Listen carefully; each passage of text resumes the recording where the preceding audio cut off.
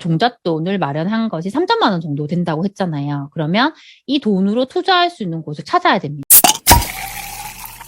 안녕하세요. 세비티입니다. 오늘은 지금 맞벌이 부부라면 이렇게 돈을 모으고 투자를 해보세요라는 내용으로 말씀을 드리고 싶습니다. 저는 맞벌이로 10년을 살았어요. 그래서 누구보다 그 부분에 대해서 제가 확실한 조언을 드릴 수 있을 거라 생각을 합니다. 저는 맞벌이로 살았던 그 10년이 지금 되돌아보면 너무나 힘든 시간이었습니다. 사람들은 맞벌이로 살면 정말 돈을 많이 모을 수 있다고 생각을 하더라고요. 그런데 제가 그렇게 10년을 살아보니까 생각보다 돈을 많이 모을 수는 없었어요. 왜냐하면 남편도 직장 생활을 하고 저도 직장 생활을 했기 때문에 직장에서 쓰게 되는 비용들도 만만치 않았어요. 경조사비라든지 저도 매일매일 점심을 먹어야 하니까 그런 식사비라든지 서로 이제 이동을 해야 되니까 그런 교통비 같은 것들도 상대적으로 많이 들었어요. 주말이 되면 평일에 많이 못 놀아줬던 것에 대한 보상 심리 때문에 나들이를 많이 다녔던 것 같아요.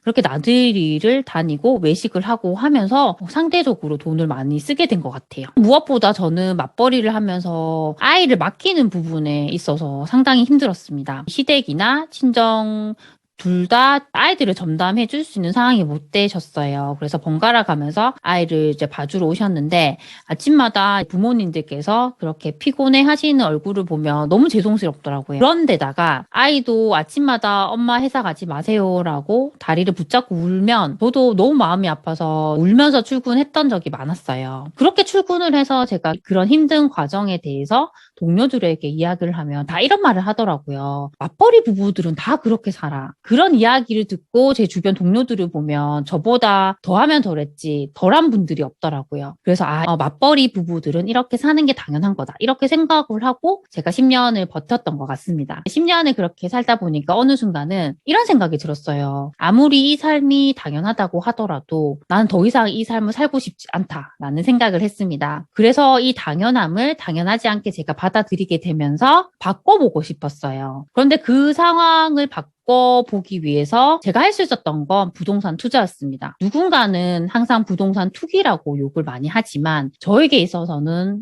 그것이 정말 투자였습니다. 투자라는 건 정말 내가 열심히 공부를 하고 분석을 해서 하는 게 저는 투자라고 생각을 해요. 그것이 누군가에게 피해를 주는 것이 아니라 부동산의 사이클을 공부를 해서 그 흐름을 보고 저는 투자를 해서 수익을 얻는 거기 때문에 투자와 투기는 다르다고 생각을 합니다. 그때 투자를 해야겠다고 마음 먹고 가장 절실했던 게 종잣돈이었어요. 나는 투자를 하고 싶은데 돈이 없잖아요. 그때 이제 제가 어떤 생각을 했냐면 어떻게든지 그 시점에서는 내가 뭐 대출 레버리지를 일으켜서 종잣돈을 마련한다든지 아니면 정말 극단적으로 내가 돈을 모으는 과정이 필요하겠다라는 생각을 했습니다. 그래서 제가 어떻게 돈을 모았는지도 말씀을 드리고 싶어요. 저는 원래 사회 초년생 때부터 적금을 넣었습니다. 제가 첫 직장 생활을 할 때부터 부모님께서는 적금을 넣으라고 하셨어요. 그때 첫 월급이 100만 원도 채 되지 않았는데 거의 80만 원 정도를 적금을 했고 월급이 100만 원을 넘게 됐을 때는 매월 100만 원 정도씩 계속 적금을 넣었습니다. 그렇게 꾸준하게 한 3년 정도 넣다 보니까 거의 3천만 원 정도의 돈을 모을 수가 있더라고요. 그런데 저는 형제가 3명이에요. 그렇다 보니까 그 비용을 제 결혼 자금으로 다 썼습니다.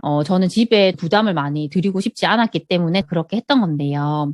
그렇게 하고 저희가 신혼 생활을 할 때도 전세살이를 했는데 그때도 부모님들께서는 어떻게든지 열심히 돈을 모아야 한다고 말씀을 하셨어요. 그때 남편 월급이 150만 원 정도고 제 월급이 150만 원 정도 됐어요. 그때는 아이가 없었기 때문에 오로지 제 월급은 무조건 적금을 넣자라고 생각을 했고 그렇게 적금을 넣습니다. 남편 월급을 가지고 생활비, 고정지출 같은 걸 다 냈던 것 같아요. 그래도 어떻게든지 저희가 적금을 넣어야 하니까 그 월급에 맞춰서 살 수밖에 없잖아요. 그때 했던 게 신용카드를 그 당시에도 쓰지 않았고 저희는 신용대출도 없었어요. 그리고 저희가 외식을 최대한으로 줄이려고 했습니다. 외식을 줄이고 대신에 주말에 항상 시댁에 가서 어머님과 맛있는 걸 먹고 일주일치 이제 반찬을 얻어왔어요. 그렇게 하다 보니까 돈을 많이 모을 수 있었던 것 같습니다. 그렇게 해서 한 3천만 원 정도의 돈을 모았고 그때는 그 돈을 저희가 첫 집을 사는데 보탰습니다. 그때 부동산 공부가 제대로 되어 있었다면 그 돈을 가지고 내 집 마련을 하지 않고 투자도 해볼 수 있었던 것 같아요. 그때는 딱 두 가지로 나눠볼 수가 있습니다. 내 집 마련이냐 투자를 하느냐인데요. 저는 둘 다 가능하다고 생각을 합니다. 그런데 이때 우리가 돈이 많지 않기 때문에 내 집 마련을 한다고 하면 대출을 받는다고 하더라도 그렇게 좋은 곳에 내 집 마련을 할 수는 없어요. 저도 내 집 마련을 했지만 그렇게 좋은 곳에 하지 못했고 변두리에 있는 아파트에 했습니다. 그래도 그렇게라도 제가 내 집 마련을 했기 때문에 그것을 징검다리 삼아서 나중에 투자를 할 수가 있었어요. 하지만 만약에 지금의 저라면 그때 내 집 마련하지 않고 월세로 바꿔서 살면서 투자를 했을 것 같습니다. 그때 3천만 원의 돈이 있다면 저는 이렇게 했을 것 같아요. 철저하게 그 돈으로 3천만 원으로 가능한 소도시에 투자를 했을 것 같아요. 그때 가장 중요한 게 뭐냐면 지역 선정입니다. 항상 제가 나무가 아니라 숲을 보라고 말씀을 드리듯이 저평가 지역을 잘 선정을 하셔야 돼요. 저평가 지역이 어떤 지역이냐면 몇 년 동안 이제 그 지역에 미분양이 많았고 입주 물량이 많았기 때문에 계속 하락을 했습니다. 그러다가 이제 막 상승으로 완전히 바뀐 지역이에요. 여기서 포인트는 상승으로 완전히 바뀐 지역이라는 말입니다.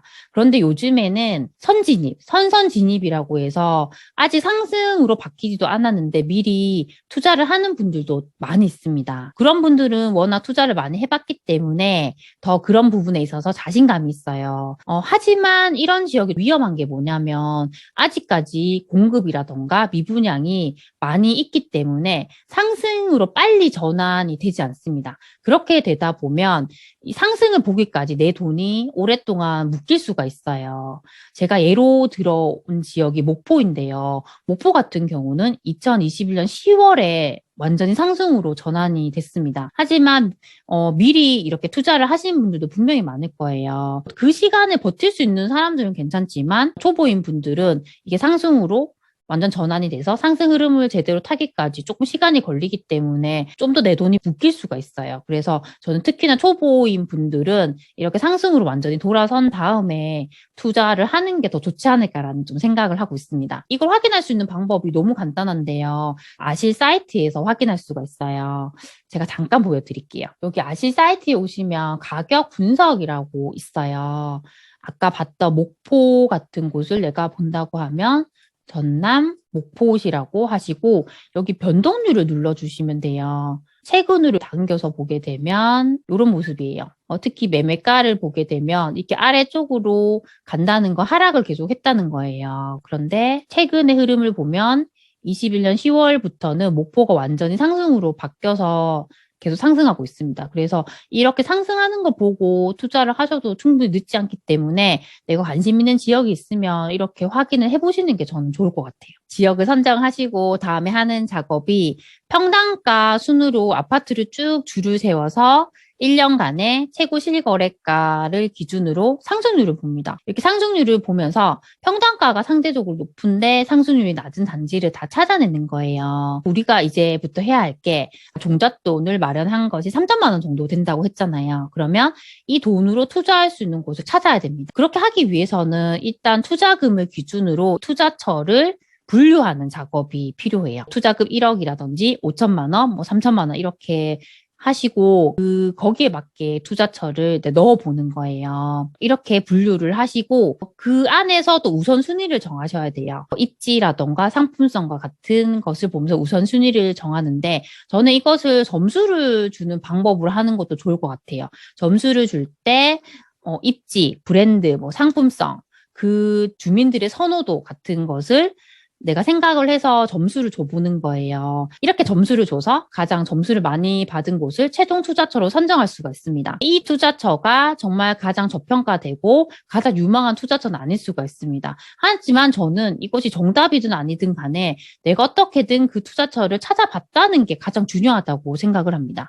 그리고 항상 내가 이것을 왜 투자처로 생각을 하는지 단 한 줄이라도 내 생각을 적어보는 게 필요하다고 생각을 해요. 이것이 실제 나의 투자로 이어지지 않더라도 나중에 시간이 지나서 다시 내가 뽑았던 그 단지가 어떤 시세 상승을 가지고 가는지 확인을 해보는 게 중요해요. 그렇게 확인을 해봤는데 이 단지가 정말 나의 예상대로 잘 상승하고 있다면 거기서 나의 자신감이 생깁니다. 꼭 우리가 돈을 가지고 그 아파트를 사야지만 투자를 하는 것이 아니라 이렇게도 투자를 해볼 수가 있어요.